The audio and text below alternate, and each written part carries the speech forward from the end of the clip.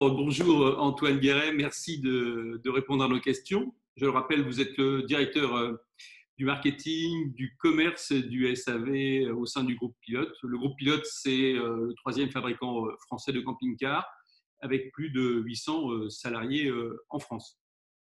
Alors la bonne nouvelle, c'est la reprise des activités au sein des usines françaises du groupe Pilote. Comment ça se passe? Bonjour également. Eh ben, ça se passe très bien.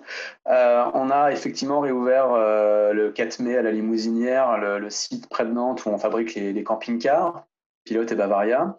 On avait réouvert la semaine d'avant sur le site de la Membrole à côté d'Angers, où là on fabrique les camping-cars, le voyageur, mais aussi les vannes, Pilote et Bavaria. Et puis les minivans on-road. La reprise se passe bien parce qu'en fait, on l'a bien préparé avec les représentants du personnel.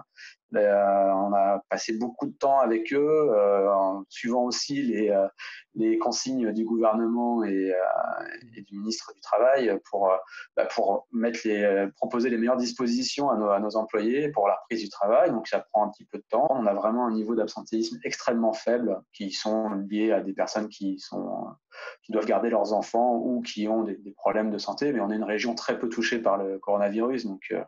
Donc aujourd'hui, les gens sont retournés au travail.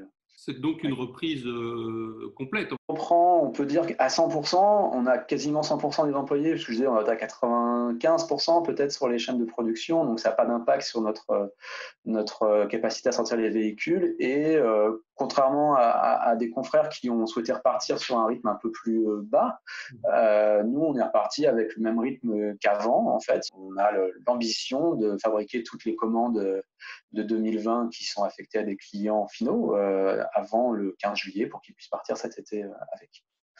Et la chaîne d'approvisionnement, elle est aussi reprise en tout cas. Le souci qu'on connaît tous dans le secteur, c'est Fiat qui avait fermé son usine de Sével, qui la rouvre, qui l'a réouverte là la semaine dernière, je crois, et sur un rythme encore un peu faible.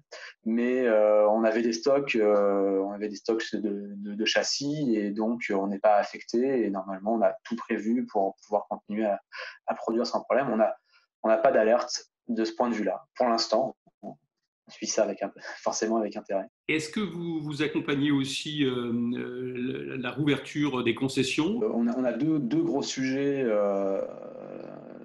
pas d'inquiétude, mais disons en haut de la pile sur cette reprise. C'est un, bien sûr, fabriquer les véhicules pour les clients, les usagers qui attendent leur véhicule pour partir en vacances. Et le deuxième, c'est soutenir nos concessionnaires dans une situation qui est très inconfortable puisqu'ils ont dû fermer leurs établissements pendant presque 2 mois, en espérant qu'ils puissent tous rouvrir lundi, ce qui n'est pas encore certain à 100%. Donc on se doit de les soutenir sur les deux côtés, quoi. Être capable à la fois de livrer les véhicules pour qu'eux puissent les livrer à leur tour aux clients et se montrer souple sur la partie finance pour les aider dans une période qui n'est pas évidente. Même si l'État a fait beaucoup d'aides, etc., je crois que chaque fournisseur doit essayer d'aider autant que possible ses partenaires.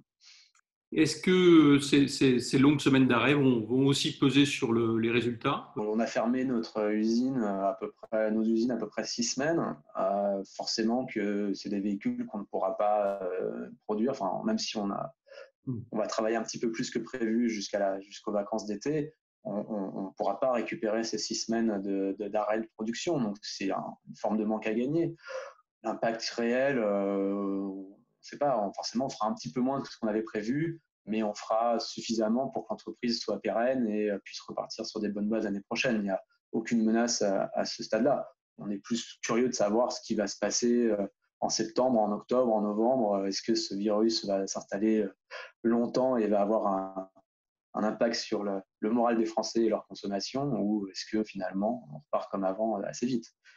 Et là-dessus, vous êtes assez confiant sur la réaction de la clientèle?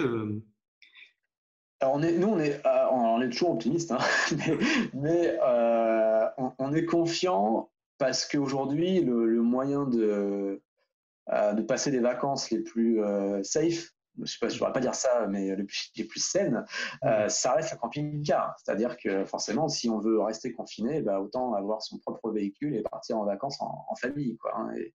Et ça, ce qu'on voit notamment en Allemagne, qui est un pays qui a réouvert un peu avant la France, c'est qu'il y a un afflux de clients nouveaux, entre guillemets, dans les concessions, qui veulent s'empresser d'acheter un véhicule avant l'été parce qu'ils avaient prévu de partir à l'étranger ou ailleurs, ils ne pourront pas. Et donc, le camping-car reste un moyen sûr de partir en vacances cet été. Et on pense qu'il y aura le même phénomène un peu partout en Europe et en France notamment. Donc on est confiant de ce point de vue-là, et je crois que l'UNIVDL en plus a fait une belle campagne de communication sur le sujet. Oui, effectivement. Et est-ce que cette crise va aussi bouleverser un peu votre calendrier, le calendrier un peu des nouveautés, le calendrier des salons? Quel regard vous portez là-dessus aussi?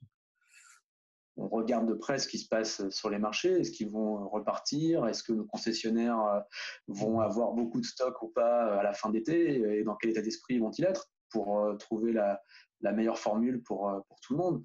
Mais en tout cas, aujourd'hui, on est capable de sortir des éditions 2021 sans problème aux mêmes périodes qu'habituellement. On s'est organisé pour ce qui s'agit des salons.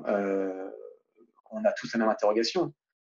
Comment peut-on assurer la plus grande sécurité sanitaire sur un événement dans un hall fermé avec des camping-cars dont on connaît la superficie? Je pense qu'aujourd'hui, personne ne peut garantir que ces salons auront lieu. Les acteurs ont tous envie qu'ils aient lieu parce qu'ils sont importants pour le secteur en termes d'image et de commerce. Mais nos clients, on doit leur garantir la plus grande sécurité sanitaire. Et ça, il faudra voir quelles sont les consignes à ce moment-là. Donc, on est un peu dans l'expectative. Donc, il reste encore beaucoup de questions en Ouais, suspens. ouais. Évidemment, on aura l'occasion d'en reparler maintes fois. En tout cas, merci d'avoir répondu à ces questions et puis bonne reprise voilà, pour l'ensemble du groupe. Merci Benoît, à bientôt.